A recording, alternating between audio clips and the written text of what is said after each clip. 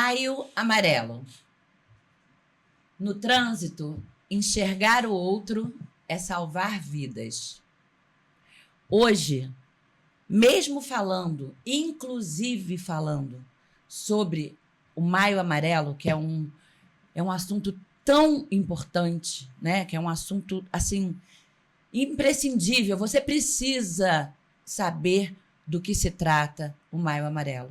Preste atenção no amarelo do maio. Esse programa é um programa que vai transformar dor em esperança, luto em vida, perda em coragem. E ele traduz exatamente o que a frase quer dizer. Enxergar o outro é salvar vidas. É quando até na sua dor você consegue pensar no outro. Eu quero te apresentar e quero apresentar a história. E eu não tenho realmente palavras para descrever, não é clichê.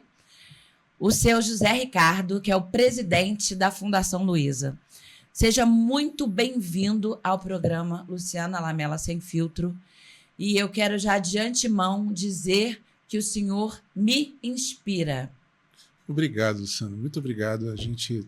É um prazer a gente estar aqui. Né? Eu recebi o convite com muita alegria, muita felicidade da gente poder falar aqui um pouquinho sobre a Fundação Luiza, sobre a história da minha filha, a história da criação da fundação e contribuir um pouquinho com o Maio Amarelo, né? Sim. Eu quero, antes de começar, né, a falar sobre a fundação, sobre a história da Luiza, a tua história, né, eu queria deixar claro para você aí em casa que você prestasse bastante atenção em cada detalhe dessa história. Sabe por quê?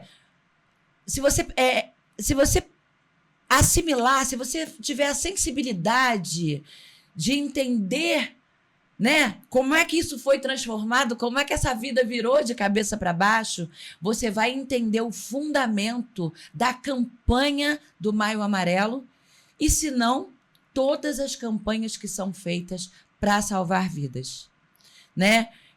Às vezes, não é um clichê, não é só mais um programa, não é só mais uma campanha, não é para ganhar dinheiro, não é nada disso.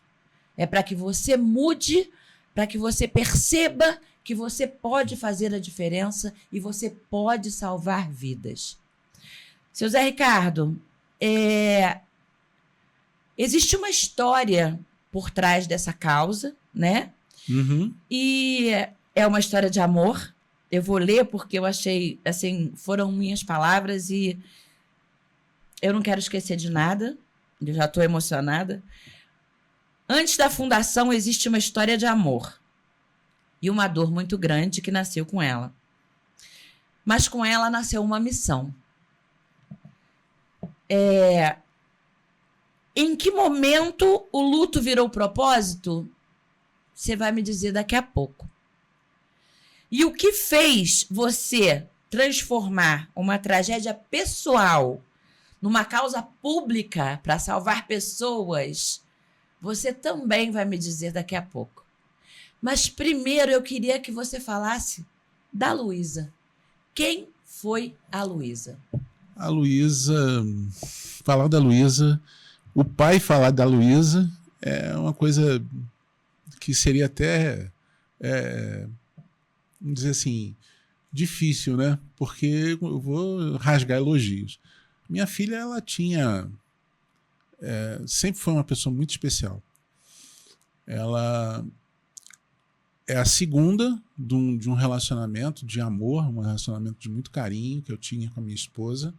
Fiquei 27 anos casado com ela, gerando 2 filhos. E na verdade, a gente ficou muito tempo sem termos os nossos filhos. Por um problema que eu tinha, né, de... os espermas saíam sem o filamento e, na verdade, isso demorou 7 anos e meio para vir o primeiro, que foi o Lucas. E depois, eu acho que o médico também falou comigo, com a gente, né? Falou assim, olha, você tem 4% de chance, né? Aí eu falava o seguinte, olha, tem 2% com o Lucas e 2% com a Luísa, né? E a Luísa veio com muito carinho, com muito amor, menina esportista, fazia capoeira, jogava os esportes que ela podia, né? E além disso, ela também tinha uma característica que ela era muito competitiva, né? E eu gostava de fazer absolutamente todo tipo de esporte. Menina extremamente dedicada aos estudos. Se ela tirasse 8, ela chegava em casa chorando, porque Já vi esse filme. Ela queria sempre tirar a melhor nota possível. Então, assim, o falar da Luísa, eu acho que, não sei se todo pai poderia falar isso, mas eu falo com muito orgulho que era uma menina de uma índole fantástica. Pra você ter uma ideia, ela com 15 anos ela já sabia que ela queria ser médica. Olha, que legal. Ela já Eu queria pedir o André te interromper para colocar uma foto da Luísa, para que a gente possa falar da Luísa e as pessoas em casa vissem o rostinho dela, para que esse nome e essa história tenham um rosto, né? Uma foto só para que as pessoas possam conhecer a Luísa. Aí ela tinha quantos aninhos? Aí ela tinha, se eu não me engano, uns 5 ou 6 anos. A minha esposa, ela foi catequista, então ela usou a Luísa para ser a Nossa Senhora. Ser a Nossa Senhora. Tem mais foto da Luísa, André? Aí ela já estava com uns 15 anos. Já estava com 15 anos, já 15 era uma anos. mocinha. Já era uma mocinha. Né? Linda, linda. Então vamos falar da Luísa. Então essa menina cheia de energia, Sim. cheia de vontade, com sonhos de ser médica, já sabia o que queria. Sim. E aí, então, o destino te pregou uma peça. Foi. A gente, como todo final de semana, a gente saía, nos reuníamos para ir para a missa. Uhum. A missa era 10 horas, né? E a gente estava saindo da minha casa até a igreja, dá uns 3 quilômetros, mais ou menos, nada mais do que isso. Uhum. Uns 3 quilômetros. E aí a gente estava saindo para ir para a igreja e no meio do caminho, né, a gente foi surpreendido, né? Quem acha que dá tempo, né? O nosso telespectador, as pessoas que vão nos assistir, quem acha que dá tempo de desviar, não dá. Não dá, né? Não dá. Fomos surpreendidos com um carro ultrapassando um ônibus e ele se perdeu e acabou acertando o nosso carro e gerou toda essa tragédia na nossa vida, né? Isso foi onde, seu Zé Ricardo? Na estrada de Teresópolis, no quilômetros 3,5 mais ou menos. Uhum. Como eu falei, assim, muito próximo da minha casa, muito próximo. Essa é a imagem do acidente. Eu sei que não é uma coisa agradável de se ver, mas é uma imagem que eu acho que tendo em vista o tema, né, que nós falamos e trazendo o senhor aqui com essa coragem de falar sobre isso, eu acho importante que se coloque, que é para ilustrar o que você acabou de dizer agora. Quem acha que dá tempo, esquece, porque não dá. Não dá. Se você observar ali o carro que era um Astra, né? Uhum. O carro que nos acertou era um Astra e ele está completamente virado para dentro da pista, né? Uhum. E eu não tive como frear, ele também não freou porque ele estava se perdendo. Uhum. Ele foi ultrapassar aquele ônibus lá atrás, sim, ó, que sim. você se observar lá no canto superior esquerdo, você vai ver um ônibus, né? Sim. E ele foi ultrapassar esse ônibus, se perdeu para ir cair no rio e se voltou para o meu lado. Entendi. Infelizmente... Pode tirar, André. Eu acho que já deu o recado a imagem. E o que aconteceu? Então, nesse dia, agora falo diretamente para os nossos telespectadores e pais e mães que estão nos assistindo, que cuidem muito bem das coisas que se ensinam e principalmente que os filhos falam. Eu falei com a minha filha, falei com meu filho, bota o cinto, mas eu não me atentei se ela colocou ou não. E infelizmente ela não colocou o cinto. E se ela, infelizmente, hoje não está aqui, é porque ela estava sem cinto no banco de trás. É só uma distância pequena. Não importa. Aos pais que andam com seus filhos no banco traseiro, coloquem o cinto. Porque, por conta disso, hoje a minha filha não está aqui. Né? E aí a gente saiu de lá, foi indo para a missa e o rapaz acertou a gente. Depois disso, a gente acabou sabendo somente no hospital, né? Quero agradecer publicamente aqui as pessoas que foram envolvidas no nosso resgate, né? O pessoal do SAMU, o pessoal do Bombeiro, muito obrigado. Né? A gente agradece muito porque foram muito solícitos conosco, né? Com a família inteira. Nos tratando muito bem, foram ágeis, mas, infelizmente, a gente o que aconteceu com a minha filha não tinha como solucionar. Ela teve morte encefálica. Entendi. Né? E aí essa notícia eu recebi no CTI. Porque estávamos todos dentro do carro, né? Sim. Eu, a minha esposa, que também faleceu, né? Por conta de vários traumas internos. O meu filho, que quase perdeu a mão, né? Por conta ele fez esse movimento na hora que viu o carro. E a minha filha, né? Os dois atrás sem cinto. Os dois atrás sem cinto. E a gente acha que é uma besteira, uma bobagem, né? Bobagem. Vamos daqui ali. Não precisa. Eu vejo, tem pessoas que compram aqueles, que deveria ser proibido, né? Compram aqueles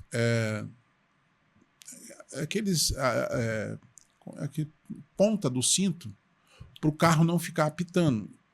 Né? Não sei se você já viu. Caramba, não!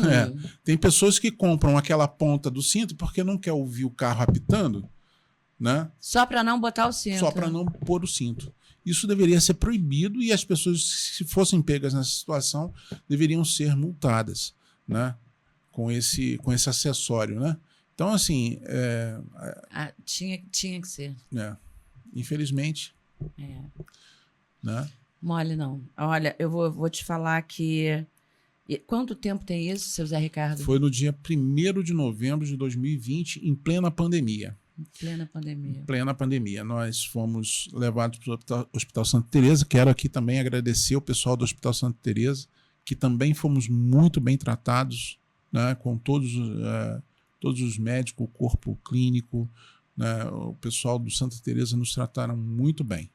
E aí fomos levados, eu fiquei 15 dias no CTI, e a minha filha, com 3 dias, já tinham sido decretado a morte encefálica dela, né, seguindo o protocolo. Sim. Protocolo médico, né, protocolo clínico, dizendo, fazendo todos os exames, e aí, por fim, decretaram a morte encefálica dela. Ela tinha, então, 15 anos. 15 anos. Tinha 15 anos. E elas... era uma menina muito... vou falar católico, mas ela era muito religiosa. Sim. Então, ela tinha, na época da pandemia, ela se juntava com os amigos dela, né, com as pessoas muito jovens da idade dela, e faziam orações durante o dia para final da pandemia. Olha que legal. Então, é uma menina de 15 anos, né?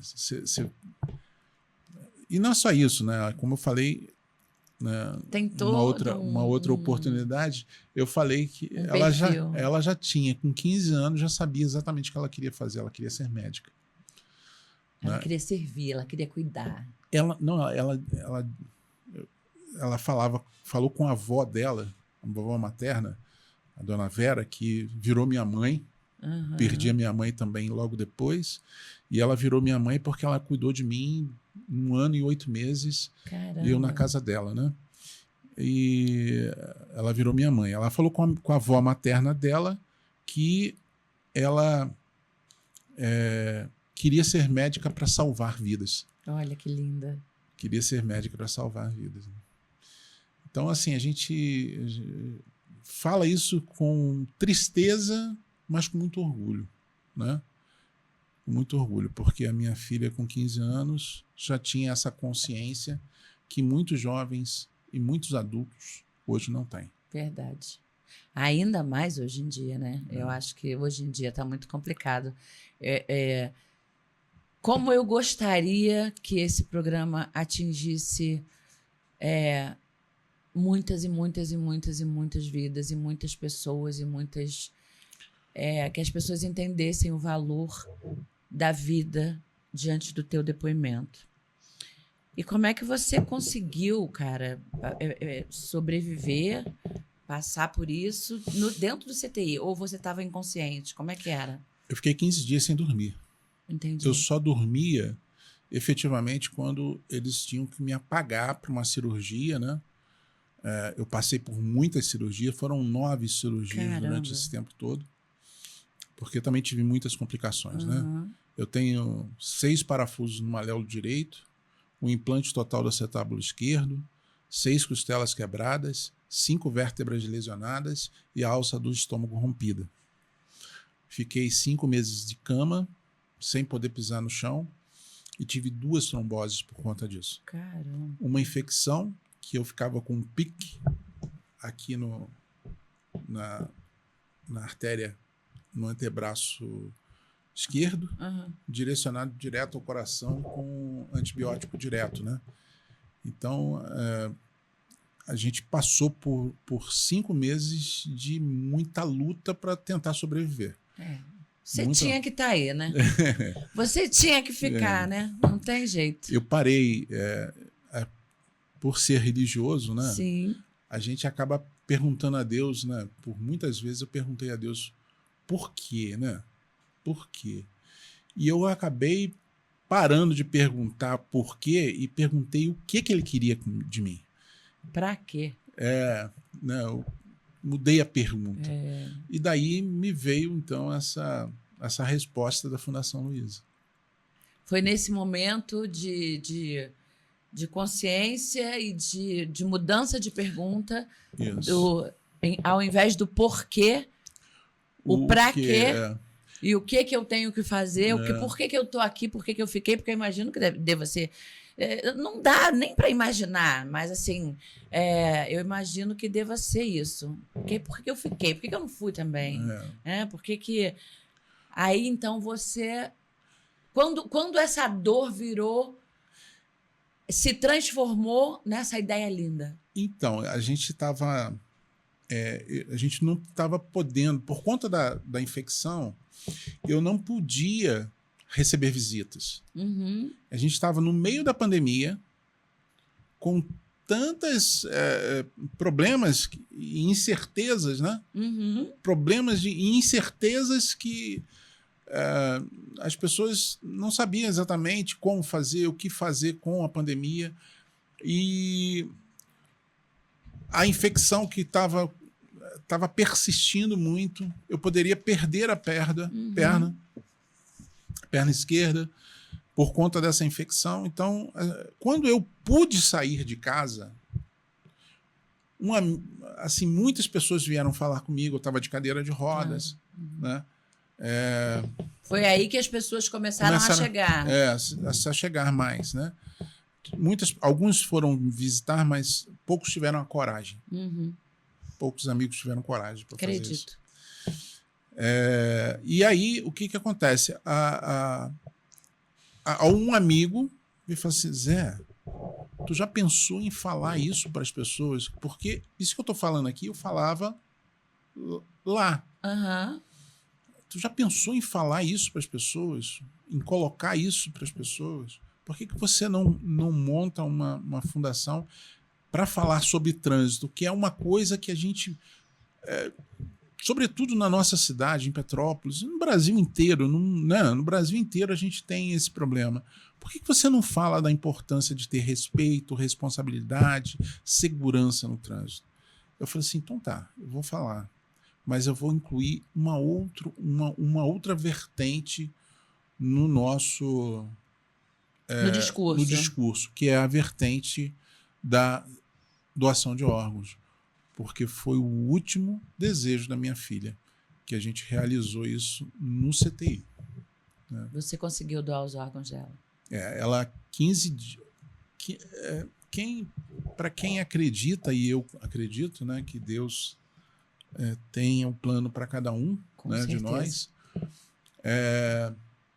15 dias antes do que aconteceu, ela, por conta da pandemia, eu trabalhando, a minha esposa trabalhando, os dois ficaram muito na casa da minha sogra, que hoje, como eu falei, minha mãe. Virou, né? Sua mãe. Minha mãe. Por muito tempo, né? Eles ficaram lá. E o que ocorreu? A minha esposa estava com um probleminha também no lóbulo central, um tumorzinho, mas estava sendo tratada. E eles foram lá para casa. Mas antes disso, 15 dias antes, ela falou com a avó materna o seguinte: vó, a senhora sabe que eu quero ser médica. E eu quero ser médica para salvar vidas, como eu falei. Se acontecer alguma coisa comigo, fala com a minha mãe e com o meu pai que eu quero fazer doação de órgãos. E isso, a minha sogra só falou comigo no CTI, quando eu estava no CTI, depois da morte dela. E eu falei assim, quem sou eu, se eu, né? Quem sou eu para dizer não para minha filha, para esse último desejo dela? Com certeza. Então ela pôde doar órgãos, ela pôde doar coração. A única coisa que a gente sabe é que o coraçãozinho dela bate em Vitória do Espírito Santo. Espero que hoje a pessoa que recebeu, a menina, a gente sabe que é uma menina, na época tinha 17 anos, hoje deve estar com uns 23, se tudo correu bem, tomara que tenha ocorrido, né? Que ela recebeu o coraçãozinho dela. E os outros órgãos, né? Que ela pôde atender até 8 vidas. 8 vidas. Diretamente. Eu digo diretamente porque que receberam, né? Foram os receptores. Mas e as famílias dessas pessoas? Verdade. Que voltou a andar, que voltou a enxergar, que voltou a... sei. Tudo tem um propósito, né? A gente não... Eu creio que tudo tem um propósito. Eu creio. Eu acredito que seja... a gente tem que ter... Eu tô com a mão tremendo, porque realmente eu tô muito emocionada. Mas, assim, eu acredito que, como mãe, né? Falando, a gente tem que ter uma fé muito grande para acreditar que tudo tem um propósito quando cai tudo na sua própria cabeça. Exatamente. Né? Quando o seu mundo cai, quando o seu mundo desmonta e você continuar tendo fé e fazer o que você fez, né? Vamos doar, vamos fazer, vamos enxergar o outro, né? Vai muito de encontro ao tema tema do Maio Amarelo, né? Ano, desse ano. Então, assim, eu creio que esse propósito, tanto de você ter ficado vivo, quanto dela, de ter chegado o momento dela, da sua esposa, e ela poder ter doado os órgãos dela, as pessoas que ela salvou doando os órgãos, né? Eu prefiro acreditar que essas pessoas também tenham, assim, grandes propósitos na vida, né? Sim. Que levem adiante o legado da Luísa, né? Porque receberam órgãos, então com certeza falarão disso para o resto da vida deles, né? Acredito que sim. Como surgiu qual foi a primeira coisa que você fez, tipo, a Fundação Luiza, essa é a Fundação Luiza e eu vou pegar força de onde eu achar e vou fazer. Qual foi a tua primeira atitude, a primeira coisa que você fez, a primeira coisa que você pensou? O que você transformou em primeiro lugar? Então, a primeira pessoa com quem eu pude falar, porque eu estava de cadeira de rodas, não podia sair porque ainda estávamos em pandemia, não podíamos, não tinha escolas para visitar, a gente não podia fazer nada. Sim. Efetivamente. Então, o que eu falei? Vamos abrir lives, vídeos, e aí eu pude, a primeira entrevista que eu fiz, né, foi com o diretor do Observatório Nacional de Segurança Viária. Caramba! Né? A gente fez uma entrevista com ele, explodiu na internet, né? Foram muitas visualizações. E junto com o diretor estava também o diretor da Polícia Rodoviária Federal. Né? Então a gente teve assim, uma repercussão muito grande nesse lançamento, no lançamento. Né? Tivemos assim, uma repercussão muito grande e a gente começou a falar sobre isso. E aí a gente eu comecei a direcionar, depois que passou a pandemia, né? Eu comecei a direcionar para que público? Eu pensei, vou falar para quem? A quem que essa história da minha filha poderia tocar? Ou ter um sincronismo, ser mais ter mais ênfase a essa história. Empatia, né? Empatia, exatamente. Aí eu comecei a falar nas escolas, quando a gente podia voltar. Para os jovens. Né? Porque uma das grandes vítimas hoje do trânsito são os próprios jovens. Exatamente. São as vítimas e, muitas vezes, os causadores. Né? Então, o rapaz que nos acertou tinha 21 anos. Olha só. 6 meses de carteira, de carta de trânsito. Então, a gente começou a falar para esses jovens, porque tinha essa empatia deles com a minha filha de 15 anos. E eles viam as palestras que a gente... Uma identidade, né? Exatamente. Tinha uma identidade. Exatamente. Então, começamos a falar para os jovens. E depois a gente passou para as empresas, igrejas, né? Ao todo, a gente já falou aí para mais de 5 mil pessoas. Olha que legal. Né? E a gente já, assim, diretamente, né? Não sei... Não, pela internet não tem nem como ver. Como saber. Quanto tempo tem a Fundação Luiza? A Fundação faz esse ano 5 anos. 5 anos. 5 anos. Esse ano agora, no dia 9 de junho, fazem 5 anos da Fundação. Da Fundação. Né? E aí, assim, a gente... eu tenho parado um pouco, porque foi do ano passado para cá, né? No meio do ano para cá, a gente estava envolvido em montar uma empresa e acabou eu parando um pouquinho porque deu um desgaste muito grande. Mas retorno com as atividades da Fundação Luiza, inclusive daqui a um tempo estamos com novidades. Tem novidades? A gente quer ser o primeiro a saber, hein? Nós vamos fazer a divulgação da Fundação Luiza. O que a Fundação Luiza faz? Hoje em dia mudou alguma coisa? Ou você continua com, no caso... quando faz, né, as palestras, a prevenção, doação de órgãos, você ajuda... Porque esses dias, eu sempre tive uma dúvida muito grande em relação a como fazer. Porque, tipo assim, eu quero doar todos os meus órgãos, eu quero. Tá bom, mas e aí? O que eu faço? A doação de órgãos... ela é uma coisa bem complicada. Você tem que falar com a sua família. Sim. Bom, a minha, no meu caso, todos já sabem. Você tem que falar com a sua família, o público aqui que está nos ouvindo, né, nos vendo. E às vezes é muito difícil falar com família, né? É verdade. Então você tem que expressar para sua família a sua vontade de doar os órgãos. Existe uma faixa de idade, evidentemente, né, que precisa ser respeitada. Algumas doenças impedem isso, né? Mas você tem que, primeira coisa, conversar com a sua família. Deixar claro a sua intenção. Deixar claro a intenção de fazer a doação de órgãos.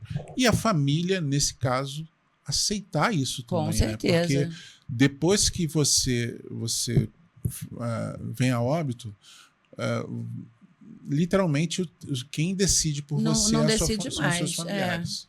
Né? Então isso não adianta fazer nada no cartório, nada disso. Não adianta. Né? Falar com a família, conversar com a família e expressar esse desejo. Eu acho essa informação muito importante. Então, gente, você que está Eu sou doadora de medula. Quero mandar, inclusive, um beijo para Leise Mello, que na época foi no meu programa e a gente fez lá um programa, foi super legal, que teve toda uma história lá de doação de medula e eu fiz a minha doação. Eu sou doadora de medula. E falei que eu queria ser doadora de órgãos. Por mim, minha irmã, a gente quer doar todos os órgãos. O que puder aproveitar, pode doar tudo. Porque, assim, olha quantas vidas... E se fosse você? E se fosse ao contrário? E se fosse o meu filho? E se fosse a minha filha? Né? Se fosse ao contrário? Caramba! Então, assim, deixe claro. Essa informação é muito importante. Deixe claro. Você quer doar os seus órgãos? Deixe claro para a sua família. É a primeira coisa que você... mas eu não vou morrer hoje, eu não vou morrer amanhã. Você não sabe, eu não sei, ninguém sabe. Então, vamos deixar claro, né? Porque quem sabe é Papai do Céu, é ele que sabe de todas as coisas. Então, deixa claro, eu sou doadora de órgãos. Gente, eu sou doadora de órgãos. Eu sou doadora de órgãos, tá? Se alguém falar que é o contrário, é mentira.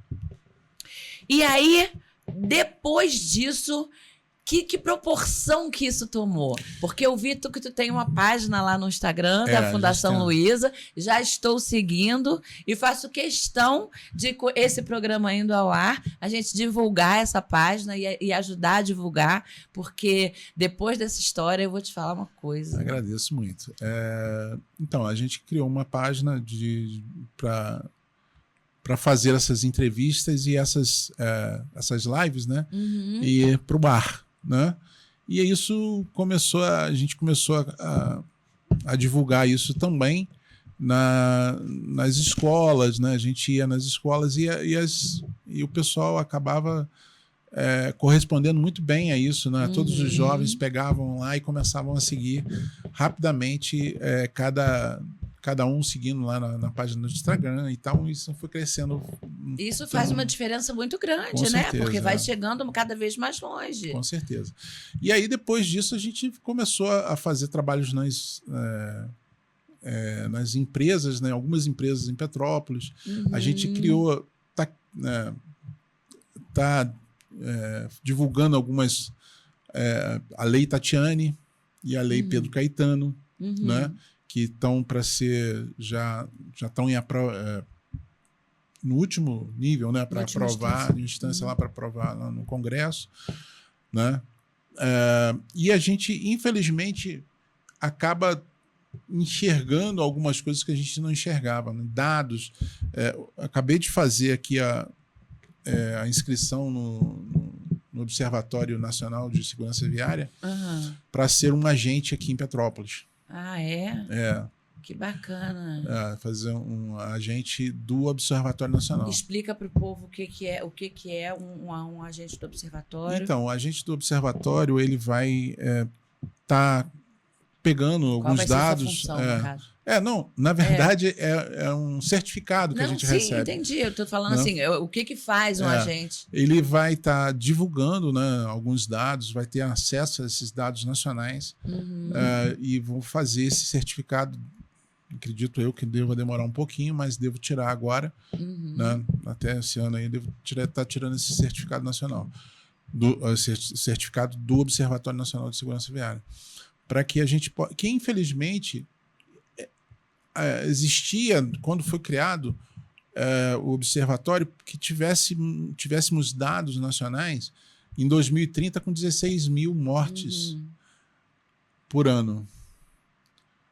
Nós já estamos alcançando 36 e a projeção é para que seja 42. Então, assim, muita coisa. São 37 mil pessoas que morreram. Pelo que eu me lembro aqui das palestras que eu assisti, e hoje mesmo no lançamento, né, nacional, eles falaram sobre a cada 15 minutos uma pessoa morre. Pensa. A cada 1 minuto uma pessoa fica com sequela no trânsito grave. Em 15 minutos, 16 pessoas são afetadas. De alguma maneira, por acidente de trânsito. É estarrecedor. E aí a gente vê pessoas da nossa própria família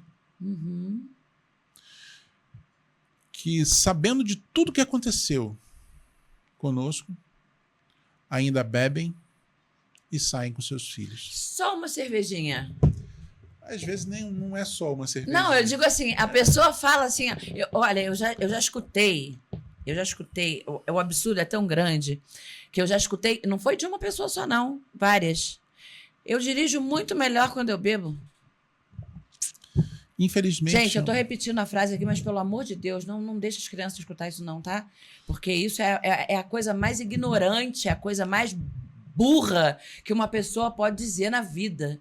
Como é que uma pessoa que bebe, que sabe que o álcool tira os reflexos, tira seus estímulos, tira a agilidade dos seus estímulos, como é que qualquer pessoa, nem o Superman, depois de beber um copo de cerveja, 2 copos de cerveja, vai dizer que vai dirigir melhor? O que é isso, gente?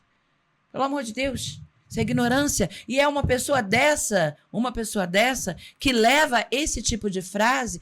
Você me desculpa a indignação, mas realmente é uma coisa que eu não consigo entender. É uma pessoa dessa que leva a indignação e que acontece o que aconteceu com aquelas 2 crianças agora, esses dias. O homem lá, eu não sei se foi esse que estava bêbado, mas foi outro agora. Teve esses dias agora um acidente. Aliás, tem todo dia, né? Um cara bêbado que atropela, que mata a família, o cara tá lá, o outro pega lá no ponto do ônibus, uma meia dúzia, porque tava com a cara cheia. Então, tipo assim, eu de verdade, eu não serviria para ser polícia, para ser lei numa hora dessa, porque para mim tinha que ficar preso lá no fundo da cadeia pro resto da vida. O fato é que, infelizmente, as leis existem, mas a cada ano que passa, as leis vão relaxando mais brandas. Ao invés de ficar mais severas. Exatamente. Eu acho que não só a lei, né, mas falei com a Luciana da CPTrans também, que depois ela vai... que eu acho que nas escolas a gente deveria ter educação para o trânsito desde pequenininho. Com certeza. Até aos 16, 17 anos. Tinha que ser obrigatório. Tem que ter tinha que ser. E como deveria ter também uma questão muito importante, essa informação da doação de órgãos também dentro das escolas. Para a gente começar a criar essa juventude, a criar esses jovens que vão ser os adultos do futuro de uma forma diferente. Fazer uma nova geração. Criar uma nova geração em que sejam muito mais conscientes, não só no trânsito, mas como para a sua vida. Aquela geração que vai dizer assim, eu não vou sair, coloca o trânsito. Não, mas é só daquele... Não, eu só vou sair depois que você colocar o cinto. Exatamente.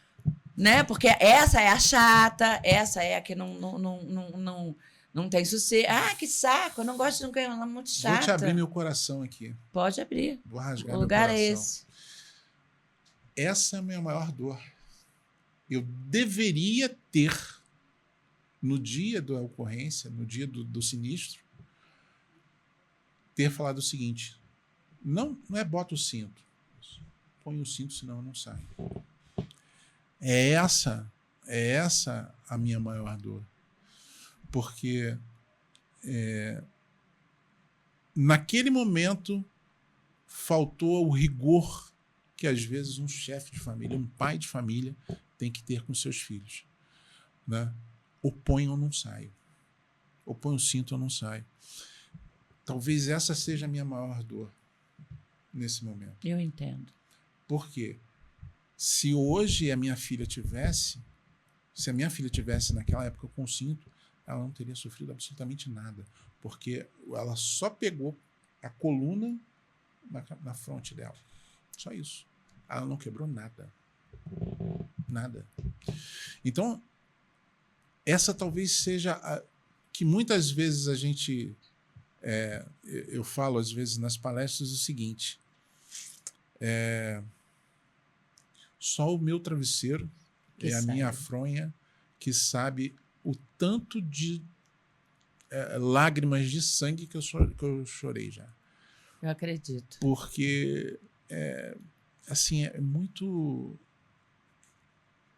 difícil da gente falar assim, assumir a nossa responsabilidade enquanto pai, enquanto condutor, e sobretudo como pai, dizer assim: se eu tivesse colocado o peito ali e falado isso, ela estava aqui. Pois é, Zé, mas aí eu já estou chamando de Zé, gente. Já Pode me chamar. Aqui, já. Tem gente não, que me chama depois de rasgar Zé. o coração aqui, eu tô de lá e eu de cá, a gente já virou amigo, não tem jeito. Olha só, longe de mim querer me meter dentro desse assunto, porque a tua dor é tua e ninguém jamais vai conhecer ela além de você e de Deus, né? Mas, assim, vamos tentar ver de uma outra maneira aqui do lado de cá. Não era uma cultura, como não é até hoje. Não é. Né? Não é a cultura. De colocar o cinto, de respeitar as leis. Não é uma cultura. Você vê até hoje, sério, falando sério com você, até hoje eu entro no banco, às vezes no Uber, eu entro, tipo, tô com uma sacola, uma coisa que eu coloco atrás, eu digo, posso sentar na frente? Aí eu sento na frente, eu não ponho o cinto. Aí ele para e fica olhando para mim assim, é o cinto. Você consegue entender? Não é uma cultura. Então, tipo assim, o legal disso tudo, o bacana de você tirar de tudo isso esmagado, dessa dor toda esmagada, que não é só sua. Quantas e quantas e quantas e quantas famílias já passaram pelo mesmo que você passou e ainda vão passar, infelizmente, né? É de se realmente mudar esta cultura. E é aquilo que a gente vem falando no programa Maio Amarelo, né? Nos programas do Maio Amarelo. É a educação nas escolas, desde o pequenininho, desde o bebezinho, realmente é o que vai fazer a diferença. É fazer com que aquela pessoa tenha seja automático para ela, como é amarrar um cadarço, colocar o cinto de segurança. Eu creio que seja essa a salvação do mundo. Em todos os sentidos, obedecer às leis. Impreterivelmente obedecer às leis. Né? Eu trabalhei numa fábrica de pneus durante 7 anos. E a gente entende o seguinte: o pneu, como qualquer outro equipamento do carro, ele dá sinais. E um sinal do pneu é quando esse pneu atinge uma marca chamada TWI. Tá? Esse TWI indica que você tem que trocar o pneu. Quantas pessoas e carros, automóveis que eu vejo aqui na rua, se a gente descer aqui agora, tá na lona. Sim. E como que você vai ter a condução do teu carro se o pneu tá careca? O pneu tá careca. Não, careca não. Na lona, careca sou eu. O pneu tá na lona e ele tá dirigindo de boa, ele ou ela, tranquila. Então, assim, a gente tem uma... os pais aqui, não, que tu tá nos assistindo aqui, quantos pais que olham assim, dá roda um pouquinho. Dá roda um pouquinho. Mas e a tua segurança? A segurança do teu patrimônio maior, do teu bem maior, que é a tua família. Ô Zé, eu vou te contar uma coisa que todo mundo aqui sabe. Ó, não vem dizer pra mim que tu não sabe, não, porque tu sabe também tanto quanto eu, tá? Porque não vem ser hipócrita comigo, não, que aqui tu sabe que é sem filtro. Na época das chuvas, eu fazia parte de um monte de grupos. Eu tinha uns 4 grupos de trânsito. Grupo de trânsito. Beleza, vamos entrar para pegar imagem, para pegar vídeo, porque eles colocam vídeo de acidente. Eu, como comunicadora, ter acesso a esses vídeos, para mim, é muito importante, né? Ter acesso o mais rápido possível para poder comunicar, para poder... Tem grupo de lei seca a 3x4 dentro dessa cidade. Gente, ó, tá rolando lei seca na catedral. Gente, ó, tá rolando... Ó, então, o PM tá parando na CAEMP. Ó, gente, PM tá parando na subida do Relógio das Flores. Cara, que ódio mortal. Então, quer dizer... É um desserviço. É um desserviço. Aí você vai falar assim, você vai dedurar ele? Luciana, por que você não dedurou os grupos que você tava? Adianta o quê? No serviço. E a gente... Pensa quantas pessoas tem dentro daquele grupo que estão fazendo a mesma coisa, que aqueles estão passando para outros, que estão passando para outros, que estão passando para outros. E tu acha que as autoridades não sabem que existem esses grupos? Se bobear, estão ali dentro? Tem um... Eu fiz uma live com o nosso... Tá. Desculpa, não estou em mais nenhum não, tá, gente? Nenhum. Só para dizer. Não estou fazendo propaganda política para ninguém, mas fiz uma live com o nosso deputado Hugo Leal, que é um dos responsáveis. Grande abraço para o Hugo Leal. Um dos responsáveis aí por a questão da lei seca. Da lei seca, né? Do Maio Amarelo também participa ativamente aí das atividades do Maio Amarelo. Então, tive uma oportunidade de falar com ele e ele falou assim, Zé, isso não é falta de lei.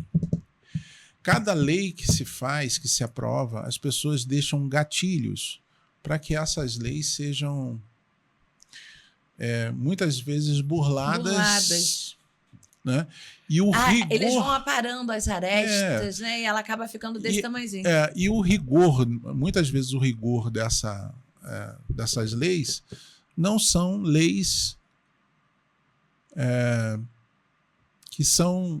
eficientes. O rigor dela não é cumprido. Uhum. Então, eu te faço uma pergunta. Você sabe quantas pessoas têm presa por uma... infração de trânsito? Por uma infração, não. Por causar... crime, né? Por causar uma... morte de trânsito. Por homicídio, na verdade, né? Trânsito. Nenhuma. Eu acredito. Infelizmente. Eu acredito. Não tem. Por quê? Não sei. Você tem uma arma na sua mão. Você tem uma arma. Uhum. Né? É verdade. Que se você usar mal, for mal utilizada, se você tiver imprudência na hora de você usá-la, imperícia na hora de você utilizá-la... Aí agora ainda resolvem tirar as aulas da autoescola. É só um crime.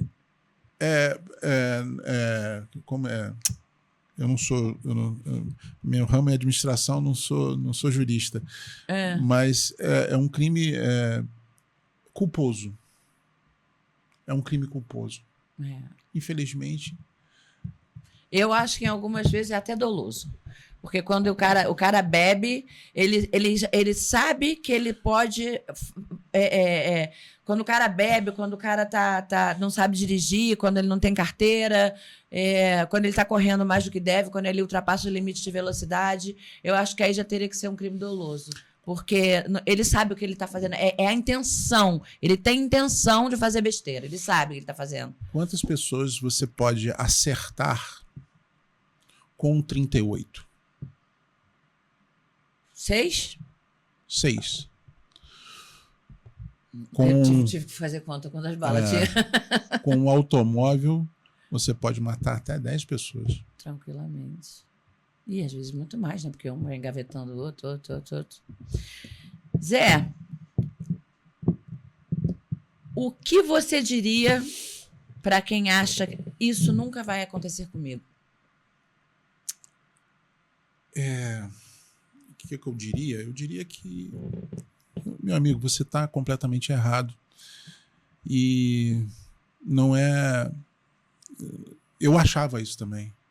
Eu achava que isso ia acontecer comigo apenas... Ou que isso ia acontecer apenas na Austrália, na Nova Zelândia, em algum outro país, mas nunca com a gente. E eu estava completamente errado.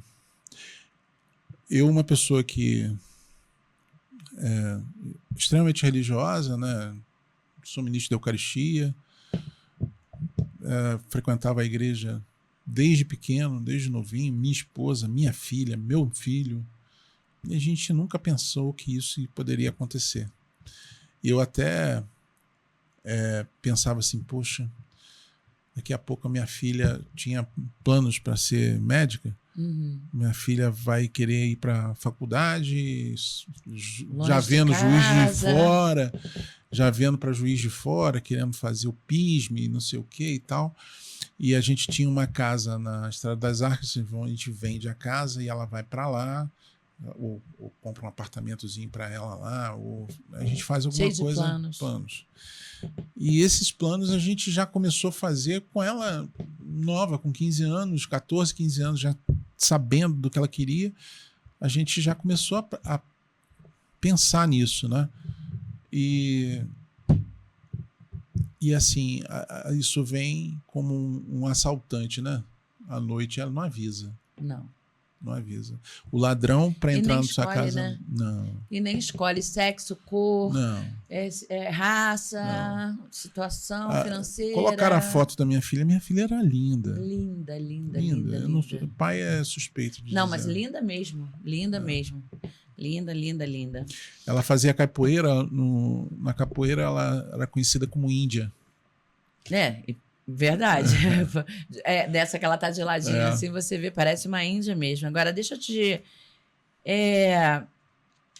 uma palavra para definir a tua missão. Depois de tudo que aconteceu, você ter ficado... você tá hoje aqui falando pra gente no Maio Amarelo, levando essa palavra para tanta gente. Eu tenho certeza que, com certeza... Como eu estou viva aqui, você alcançou alguém. Como é que você define a tua missão? O que você diz para Deus hoje? Primeiro, para Deus eu tenho que agradecer a oportunidade da gente estar fazendo isso aqui, né? E se a gente tiver a oportunidade de salvar outras pessoas, que a vida da minha filha tenha valido a pena. Amém. Né? Tenha valido a pena. Então, esses 15 anos dela, né? Os 15 anos dela tenha valido a pena.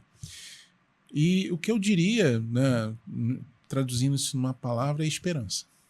Eu tenho esperança de que um dia a gente não precise fazer mais isso. Né? E se um dia, quando eu não estiver mais aqui, que esse legado da minha filha, que eu digo que não é meu, né?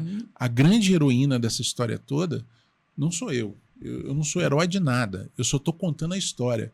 Eu sou um Forrest Gump, né? Contador de história, porque a grande heroína dessa história toda, que deu a sua própria vida, os órgãos internos, né? Coração, fígado, rins, pâncreas, tudo, pele, osso, o que ela pôde dar, ela doou, foi a minha filha. Então, eu sou apenas um contador de história, né? Mas eu tenho esperança de que um dia eu não estando mais aqui, que esse legado continue. Eu queria pedir muito ao André para colocar o vídeo da Luísa, do lançamento da fundação, né? Do lançamento. Espera só um pouquinho, foi uma André, homenagem que a minha sobrinha fez para ela, a Luana. Quero agradecer a Luana também, né, aqui. Ela fez coletou essas fotos e fez uma linda homenagem para minha filha no lançamento, né? Foi no lançamento da fundação. Da fundação. E eu gostaria que o André soltasse o vídeo, só um minutinho, eu só leio isso aqui. A história da Fundação Luiza nos lembra que a vida pode continuar gerando vida e que mesmo da dor pode-se nascer transformação. Solta o vídeo, André, para que as pessoas conheçam um pouco mais da Luísa.